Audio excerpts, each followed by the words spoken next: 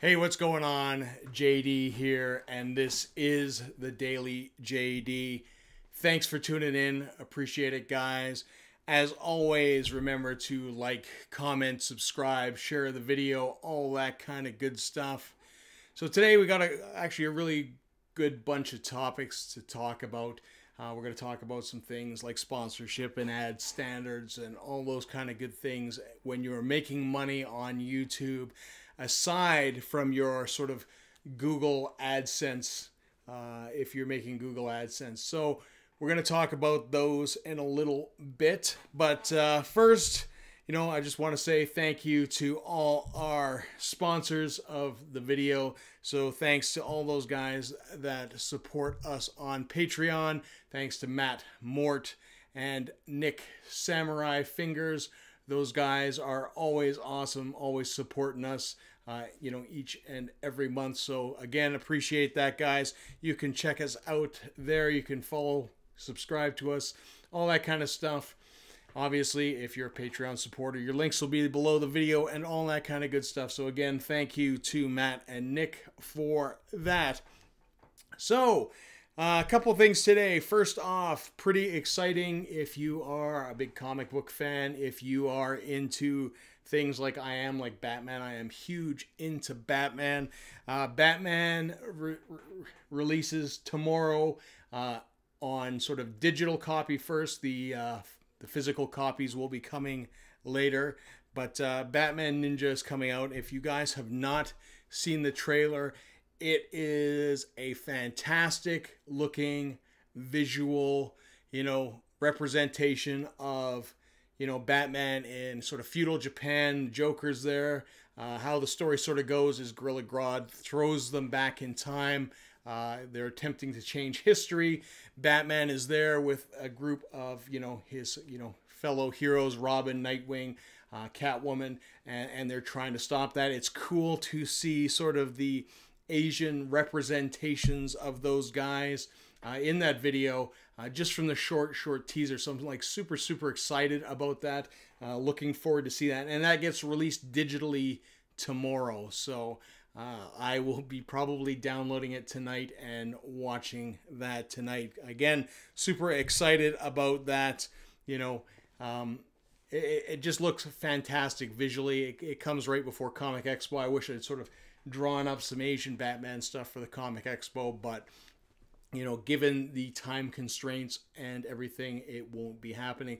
So again, thanks for tuning in. If you are here, by all means, let me know you're here in the comments. Throw down some stuff. We're going to have a good conversation today in regards to a couple things. Everything from how to handle sponsorship, advertising, how to handle free products. I'm going to relate to you some experience that I've had as of late. Kind of an interesting thing that sort of panned out over the last couple weeks in regards to this, and how I sort of felt about things.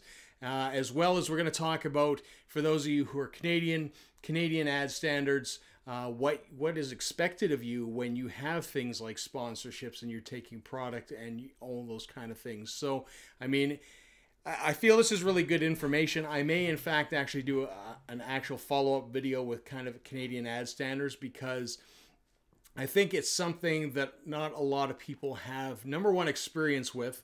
Number two, it's important that you understand it, because basically in 2016, the Canadian ad standards started cracking down on, YouTubers and Instagrammers and, Twitter people. I don't know what you call Twitter people. Tweeters? Sounds a lot like tweaking, but they started cracking down a lot on people that were doing paid advertisement placement. There are some very clear standards on what has to be done in those regards, and a lot of people in the social media realm, either through not understanding what their obligations are to sort of the public and what to do,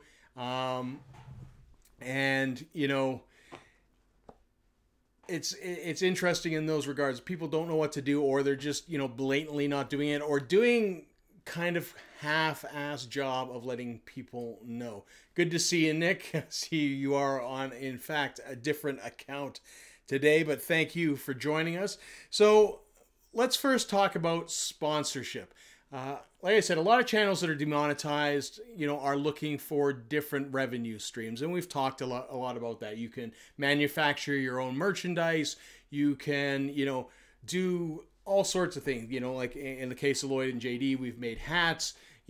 All these kind of things to help get some revenue as well as having things like sponsors sponsoring yourself. Like, for myself, I am or was sponsored at some time by a wide variety of companies. I used to be sponsored by guys like Vans, ODI, Sun Ringo, Spy Optical. You'll probably notice that I wear Oakleys now. I'm not sponsored by Oakley. I just have a tendency to gravitate towards things that I wasn't necessarily sponsored by and wear. So, I mean, when you're doing sponsorship, I think there's some things that people need to understand, especially, when you are essentially representing a company and representing their brand. A lot of people just think that sponsorship is kind of just a one-way flow, that essentially, that you're going to get some product, or you're going to get something, or you're going to get, some money, and essentially all you're going to have to do is, potentially just wear the stuff, and that's kind of it. I mean, there is work involved, and I'll sort of speak to the sport aspect of it, because most of my sponsorships came from film and sport. So a lot of times when you are getting that stuff, number one, that companies will expect you to behave a certain way. I have had contracts in the past that have had expectations. There will be clauses like if you get charged with a criminal offense, that you'll get dropped from the contract, all these kind of things. And you see that often in with big sports figures. Like, I think if you guys remember, Tiger Woods, when he started getting into domestic issues, he got dropped by a lot of sponsors. I guarantee you those had those sponsorship clauses. So, I mean, it's not just kind of a free-for-all. You still have to kind of work for your money. Another good example is when I was younger and I was skateboarding. Eventually, I was sponsored by Airwalk. And Airwalk would give me shoes, and I would represent Airwalk, and I would tell everybody how great Airwalk was, and I would wear their shoes, and I would wear their clothes, and, I would skate, and, I would go into competitions, and I would try to place as best I could, and I would always represent the brand as best as I could. In this day and age, a lot of times, especially with social media, people are expected to maintain a social media presence. They are, showcasing the bike, they're doing videos, they're riding, all those kind of things. But I mean, those relationships, it's sort of a give and take. And most definitely in Canada, what people have to realize is that when you have those relationships, you do have to disclose that you actually, in fact, do have those relationships. So if you're a rider and you're riding for Vans, ODI, Sun Ringo, Spy Optical, all that kind of stuff, you would typically have a place where you're indicating that those are your sponsors. Or if you do a video, for example, if you're a YouTuber and you're a mountain biker and you're sponsored by all these fantastic brands, you might not say in the beginning of your video, although Ad Standards does ask for these kind of things, to disclose who you're sponsored by, but you would definitely make note of that, at least in the description, because, especially if you're talking about the brand and how wonderful it is, that's something that you need to sort of disclose to people. And a lot of people don't realize that. I mean, it's one thing if you're just writing in a video and that's it, and you never talk about it, people just see it. I mean, that's like paid advertisement placement. You see it in movies all the time. You'll see Guardians of the Galaxy and you will see a Sony Walkman, or you will see something placed, quite visibly. I mean, obviously a product placement in those regards. So a lot of people, are wondering how to go about getting sponsorship and, basically how to get these kind of deals. And to be honest, the only way to really go about it is to start establishing a relationship with a brand. And my advice in these regards is always kind of start to, get these relationships with brands based on what you actually use and like. So, I mean, it's always better to get a product or represent a product that you use all the time and you believe in and all that kind of stuff. I mean, it's a lot more genuine that way, but I'm not saying that other, relationships don't exist. I mean, you will see in sports, especially as, action sports and all that kind of stuff, a lot of times guys will switch brands. A lot of times, they will ride with somebody for a certain amount of time. They will get to a certain point. They will get a better offer for somewhere else, and they will jump, kind of to the next brand. And I mean, that's just kind of part of the business. But it's always good to get something that you honestly believe in. A lot of the companies that I chose to, partner with and represent, I utilized their products and I believed in their products and I used their products well before I ever was sponsored by them. In fact, funny story, when I got sponsored by Airwalk, I was skating in Slam City Jam in Vancouver. A guy came up to me, asked me about my shoes because I had taped over portions of it, mainly to protect the shoes, but also, all that kind of stuff. And he said, well, why do you have the logos taped up? And I said, well, it doesn't matter anyways. I said, it's like, they're cool shoes. I just don't want to wreck them. And, it's not like I'm sponsored by them. And he looked at me, he said, come with me for a second. We went out and he's like, what size of shoes you wear? I said, size 10. So he went in, opened up the back of his van, grabbed a stack of shoes. He goes, is that enough? I'm like, what do you mean? He's like, take the tape off your shoes, wear these, and we're good. And that was sort of my first sponsorship. I'll tell you, terrible sponsorship deal, for like 3 pairs of shoes essentially. But, you learn as you go along. And, that's kind of what I'm trying to relate to you in those regards. So, I mean, on top of sponsorship, you will see things on YouTube where people will give you percentages and kickbacks and all that kind of stuff. All those kind of things are another way in which you can make money. In fact, if you look below this video, you will see there is a link for the gear that I use. Essentially, what that means is, like Amazon, anybody that clicks through that link will give me a percentage of what that person buys. And if you click through that link, you will see all the video equipment and all the audio equipment and all the things that I use for things like the live stream, which I use for Lloyd and JD podcast, what I use in my professional photography career. They're all kind of listed there. It helps me out. It helps advertise for Amazon. But, again, these are products that, sort of I endorse and I use and I trust them. I wouldn't go anywhere further than that. So good to see you, Brian. Thanks for joining us. Nick says, at one point I was offered free gear and a fairly lucrative guitar brand endorsement, but I didn't use or like that brand, so declined. I use the stuff I use because I like it and it's good. And I mean, that's absolutely it. I mean, there are people that will, obviously jump ship and they will go and they will try stuff out.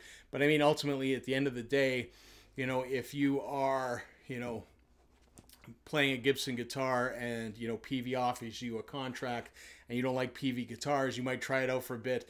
It's kind of dishonest to the people that follow you if you don't utilize that and you record all your albums with the Gibson and the other stuff, and the rest of it's just for show and magazines and all those kind of things. So I mean, you have to be wary of that as well. And that's actually coming up to kind of the story that I have that sort of developed over the last week. Nick says, I don't go out of my way to endorse the stuff other than I use it. Yeah. And like I said, I mean, if you're just using the stuff and it's kind of a sponsorship brand deal in those ways, I mean, you're not, actively trying to sell it. It's not like an infomercial. You're generally pretty good in those regards. Brian asks, how would you seek out endorsement or sponsorship? I mean, the truth of the matter is like I said earlier, you have to ask. You have to start reaching out to these people, just start developing those relationships if you have access to people. For example, in the Twitch Calgary community, they'll have a lot of events. So they'll have people like Filthy Casual. You will have people like Memory Express. You will have a bunch of game developers there. You will have all these kind of guys that are out there trying to sell you their products. You can start talking to those people. If you like something like Filthy Casual clothing, you could, go to those guys, start talking to those guys, and throughout time, basically, hopefully establish, some sort of relationship. And at a certain point, you kind of just have to ask. I mean, a lot of times, a lot of these companies get approached, for sponsorship They get hit up for things like that a fair bit, and I would imagine a fair bit more than when I was riding and skating and all, in that kind of game. A lot now, revolves around social media numbers. So, I mean, a lot of it is going to depend on, sort of the numbers that you have. And there's a whole wide variety of things that social influencers will get approached to do. People will get approached to essentially, go to restaurants, utilize hotels, all those kind of things, make mentions in this. And I mean, like I said, with Canadian ad standards, you do have to disclose really what you're doing there. I mean, if you get an all paid expenses trip to the Bahamas, via, Flight Center, you have to disclose that is essentially what is going on. So, going back to the comments here, Nick says, I think it's funny, especially with music, there are musicians who are trying to get endorsed by brands, but really it's the artists that should endorse the gear. Yeah, I mean, it's interesting. You can see, a lot of times, a good example of a good company that, that I like, but they do sponsor a lot of bands is Orange. You can tell, when you go and see an act and they're all brand new Orange cabs, all the way up, that really, they've kind of sponsored the whole kind of thing. And I mean, sometimes those deals are obviously, you get, promotional deals, you get, money for advertisements, you get all sorts of stuff. There's a whole whack of ways that you get it. I mean, not only that, you get free gear. Typically they'll take care of you. There's a whole bunch of stuff involved in those things. But, I don't disagree with you at all. I think a lot of times, the gear that you use is what you gravitate towards, and, that's what you're going to use. And really, when you say you love a guitar, you really do love a guitar. It's better than, being paid to do it. But I mean, you look at things like LTD, they have a big staple of guys that play their basses. And in all honesty, I bought my bass, because of Slayer. Like, that's just how that kind of works. It does influence people. I just like the look of it, and that's, being my first bass, that's how I went. Probably the worst way to make a decision, but that's how it kind of goes. Divot King says, always informative. I finally figured out how to live chat on the iPad. Can't wait to win today. You hold on, we will spin the wheel, and most definitely we will definitely do that. Nick says, once you get big enough, companies will come to you. And that's kind of it as well. I mean, there's definitely, when you were starting out, it is a lot harder to attract a brand, convince a brand, to do these kind of things. I mean, you really have to kind of sell yourself and sell what you can do for your brand. I mean, just saying that, you have so many thousand followers, that will get you so far. But really, it's going to be your personality, what you're going to do, having a plan, all those kind of things that will help, thrust that forward. And obviously, when you get to a certain point, I am pretty sure, and I mean, you see it all the time, like with guys like Casey Neistat. I mean, people are throwing stuff at him all the time. If you ever used to watch his old Mail Times, I mean, just packets and packets and packets of stuff. And I mean, all people were looking to do were get opened up, and just even to get a brief mention. I mean, no contract, anything like that. But I mean, there's definitely relationships with companies in there. I mean, if you look at the amount of drones that Casey has gone through, DJI has stepped in there and obviously, handed him drones. A lot of times, even with Samsung. And Casey Neistat is a perfect example of, sort of disclosing and what you can do to your audience, which is one of my other points, is that, even when you're sponsored, you really need to let people know, because if you are, sort of representing something and it's, kind of a little bit over the top, it can be a little disingenuous. There was a video that Casey shot with Jesse from BF versus GF, where they shot it on a Samsung phone. It was kind of a little short movie that Casey made. He talked about being a teenager. He hung out with a bunch of girls that weren't his wife, which was kind of one of the bones of contentions in it. He went through the entire thing. The whole film in a car, all that kind of stuff. It felt very much like a Casey vlog / Casey short film on his own personal channel. And then at the very end, he drops the big bomb. all shot on Samsung, and that was kind of it. And at that moment, you know, even though it wasn't explicitly said, everybody kind of knew that Casey had partnered with Samsung to make this video. And, you know, there was a lot of backlash for it. So you do have to be careful in those regards as well. You have to be careful that you're not kind of, you know, overselling to your audience. I mean, obviously, you know, for example, the wheel, which is on the show daily. I mean, people give me those prizes to give away, but it's very apparent that it's given. You know, I tell you, it's brought to you by, you know, the Path Less Traveled. You know, it's going to be that. You know, I talk about all the gear on there. Very evident that the stuff has been given, and that's kind of it. You know, and you know, you have to be careful. If I wasn't, you know, if I was just sneaking stuff in, it would be a lot different of a story. Brian says, I've met this Twitch collective that says they teach how to approach brands, and sponsorship seems sketchy to me, but they seem that they know what's up. They have high level Twitch streamers.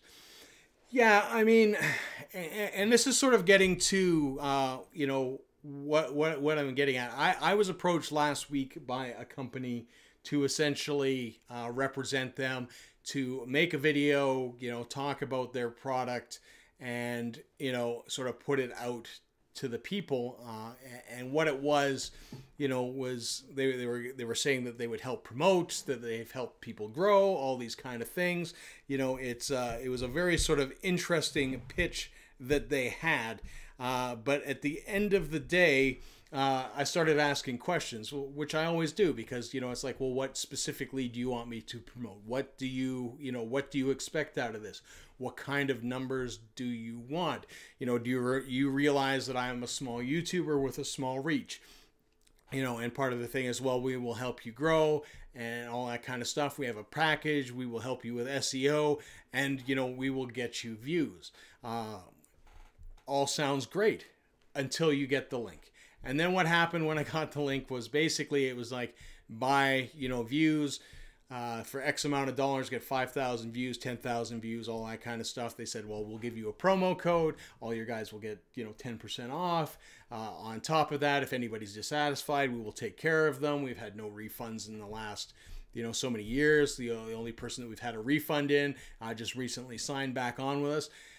Which, okay, fine. You know, I understand it. Advertising's there. We've talked about it. We've talked about Facebook advertising. You know, we've talked about, you know, buying ads through Google AdSense, or sorry, AdWords, you know, and promoting through that way, which are definitely legitimate streams. But when it comes to third parties, I get a little cautious. So I asked how, you know, sort of these were generated. I wanted to understand more. I wanted to understand more about the company, because obviously if I'm going to, you know, sort of review it and almost pitch it, because that's kind of the way that they were looking at doing it. You know, in my case, I kind of want to believe in the product, and I want to make sure that I'm, you know, representing something decent and, you know, sort of putting that out to people, you know, something decent. Obviously, with Canadian laws, there would be disclosure and all that kind of good stuff. But again, you know, I don't want to send my viewership to something really bad, because that's going to turn you off. I think if you're representing a product and you're being disingenuous about it, at the end of the day, you know, when, you know, somebody looks at it and, you know, it's like it's a crappy product and all that kind of stuff, that will reflect badly on you as well. So these guys were basically, you know, selling views. And I said, so how are you guys generating this view? Are you placing ads somewhere? What are you doing? Essentially, you know, like I said, you know, there's click farming, there's all these kind of stuff. I mean, Nick posted a great video on that I think a week or two ago, when he was talking about his Instagram blowing up, and sort of the belt of people that will sort of click through ads to sort of, you know, get, you know, to make money. But not only do they do that, they have to, you know, click on legitimate ads in order to do it, to avoid detection by companies like Facebook, Instagram, YouTube, all these kind of guys. So they said, well, we don't have anything proprietary, nothing that can be copyrighted, so that's all very close to us. At that point, my alarm bells sort of started going off. I asked a little bit more about the company. They said they've been around since 2011. They've been doing this. They've never had any problems, you know, and that was kind of the thing. I took a look at their website. Website seemed good. And then I started digging. I started going into Whois and sort of backwards, you know, disassembling sort of these guys and researching the company, which I always suggest that you kind of do. I mean, if a company approaches you and you don't know them, you should probably, before you commit to anything, find out as much as you can about them and see if that is something, you know, that you want to represent as a brand. I mean, it might not line up with who you are as a person.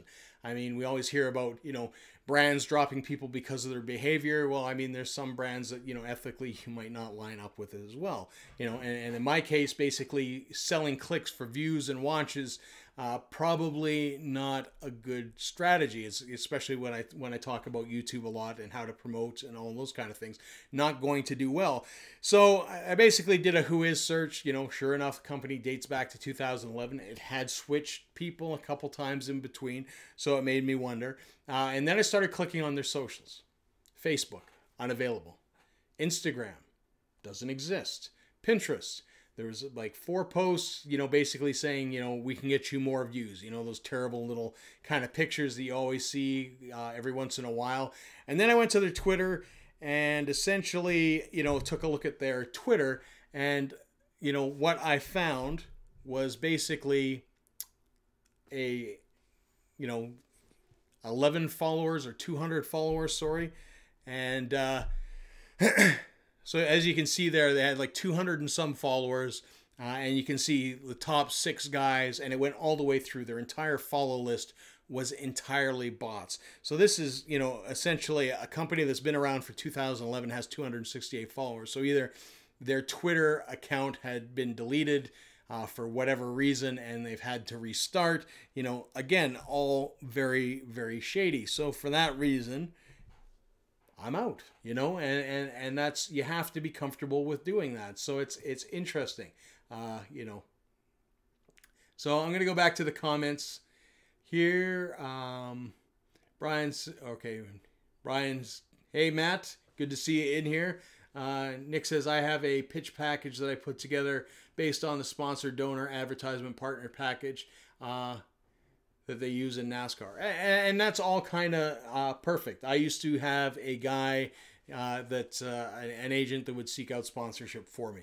And he did the same thing. I would keep him up to date. He would basically put in all the results, what I'm doing, send photographs, do all that kind of stuff. And then he would send me sort of, you know, here's the contract, you know, this is what these guys want to do, and we would negotiate it that way. So, I mean, all, you know, all very, very good. You know, pitch packages are perfectly, you know, a good way. Nick says, funnily enough, I was planning on doing a video about this very subject for social media. Wasn't sure if there was a broadcast, or a live broadcast, or an edited video.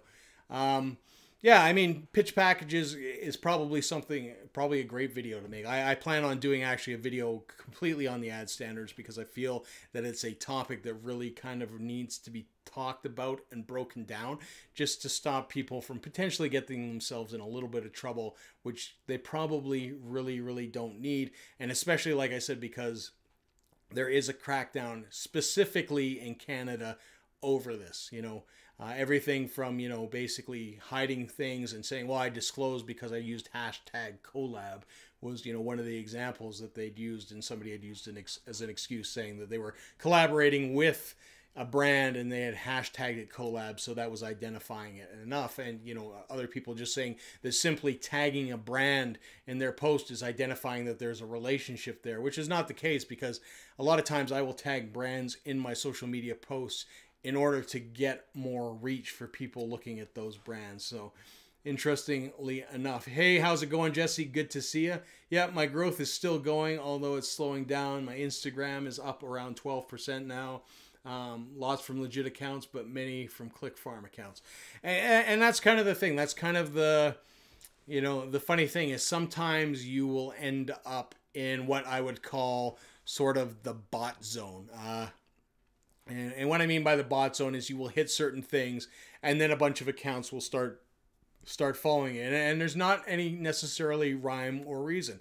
The ClickFarm thing, especially, you know, like I said, a lot of times, you know, you can be doing totally legitimate things and you will just sort of get on that cycle. So, you know, it's not anything that anybody is doing that is wrong, essentially. It's just, you know, that's how the internet is kind of working in those regards. So all very, very interesting. Now, the other thing is that I wanted to talk about, because this is probably where most people will essentially get the most of their advertising sort of clout from, or where they will start to make gains in YouTube. And when you start getting noticed, this is what'll happen first. Essentially, what will happen is people will essentially try to give you free product, gift you stuff, and ask you to do reviews, and and that's kind of the deal. They don't want to give you money. They don't want to do anything. They just want to give you the product. Sometimes it's loaner product, which is fine. But, they'll give you some product and they want you to kind of talk about it. What people really need to understand is, again, in Canadian ad standards, that you have to identify that you were essentially gifted that item. You can also say there wasn't an agreement or an obligation for me to post about this product, but you still have to sort of disclose that. In terms of YouTube, Canadian ad standards with things like that, they want that kind of disclosed in the first 30 seconds of your video. So if you get a pair of headphones to review and you're a tech channel, you say, I got these Anker, headphones from Anker, and I've been asked to do a review. I mean, that's disclosed. It's quite, upfront. You can also say this is not a paid endorsement, but it lets the viewer know essentially what is going on. The thing is with, sort of the paid product thing, you have to be very, very careful with them. In my experience, I get emails like this almost every day, not so much because of my YouTube channel, because I do a lot of reviews on Amazon, and I do the reviews on Amazon mainly to help people. Is it a good product? Is it not? I order some stuff that's, might be a little bit questionable at times, but does it work, and does it work well for what it is? Especially with things like camera gear, things like sliders, snoots, all that kind of stuff, which can be quite pricey. You can sometimes get a lot cheaper items on Amazon, but, sometimes they work, sometimes they don't. What happened is, over years of doing this, I've established a ranking. Amazon has a ranking system, and people email me all the time to review stuff. The beauty of it is Amazon cracked down on this. So a lot of people were getting, free product, and then they would go in, they would say, this is absolutely fabulous, because that was kind of its, the catch is the company would say, give us a good review and we'll let you have the product for free. We'll send you the product. And that's what were people doing. They were doing that to bolster their 5-star ratings, which really isn't a good way to go about things. It's against the policies of Amazon. They said, no, you can't do that. But what people started doing is they started, sort of emailing. They started emailing saying, hey, order this product off Amazon. We'll give you a PayPal refund. Write us a fantastic review, and, we'll give you a gift card, or whatever the case may be. There was some sort of, trade-off. The problem with that is it's completely disingenuous. And the other part is, again, that it's illegal. And, teamed up with YouTube, you will see that as well. A lot of times people will send you products, but there's kind of this implied, which I've noticed, directive to give a good review. And I know that, there's some people that have done that, and they've done these kind of reviews. And if the review, hasn't been the best, some of these companies can get a little upset. So, I mean, my advice to you in those regards as well is that basically, if you are going to be doing, sort of reviews and taking product and all that kind of stuff, it might not be a bad idea on your end to have a contract saying that you're accepting this. Basically, there's no strings attached, that you will give a review based on your opinion, that, you're not liable if you say something bad, not a bad way to go about things. It might scare a couple companies off, but it's always good to protect yourself in those regards. So, like I said, I will probably do a big video on this, but, everything that ad standards has sort of come to is that, talking about gifted items, tagging brands, basically saying that, tagging is not sufficient enough. Hashtags are not sufficient enough. If you get invited to events or experiences, disclosing like, hey, I was invited by brand A to go visit this, event. Again, it just indicates to the public that, this is, exactly what it is. And obviously, if it's a paid advertisement where you're getting paid, you know, by all means, you have to identify that. Hey, good to see you, Josh. Thanks for joining us. Yeah, so basically Canadian ad standards in regards to streaming and YouTube, basically they indicate that, and these are kind of the main points. And again, I'll probably do an actual video on these regards as well. Best practices for YouTube are: disclosure should appear at the beginning of the video and verbally mentioned or display visually on the video itself within the first 30 seconds. So within the first 30 seconds, you say, you know, I'm doing a review on Oakley glasses, and, you know, Oakley sent me these glasses to, you know, basically evaluate them. You know, identifying that right in the first 30 seconds. That disclosure, they also indicate, should be in the description of the video. They also indicate that they would prefer that you have multiple disclosures, and basically, you know, if a brand played for a collaboration, that also needs to be identified. So example, thank you for Oakley for sponsoring and collaborating with me on this video. You know, and that should be kind of high end. So it's kind of bookcased in those. And that's what ad standards is looking, you know, for in those regards. So that's pretty much all I have. I mean, if you have questions, by all means, throw them in there. Or if you have any comments, throw them in there as well. I'm kind of, you know, chomping at the bit here to see if I can download Batman Ninja early and watch that, because I am super excited about how that video looks. I don't know, something about the Sumo Bane and all that kind of stuff just got me really excited today. But it is actually out for download today, I think, on the PlayStation Network. So by all means, check that out. So we have the business of spinning the wheel. So if you're still in here, by all means, let me know who your favorite Batman character is, and I will give you a chance to spin the wheel and win some great prizes, which were given to us as part of a sponsorship deal for this video. So just throw it down. Let me know what you want to do. Also, just to kind of go through some other business, The Path Less Traveled, again, they're playing with Paris later this month. By all means, check it out. It is a Live Nation show. You can get tickets on Ticketmaster. We also have Calgary Digital Expo is almost there. We've almost got our Kickstarter over. We've got 10 days left, so by all means, go and check that out. That link is there.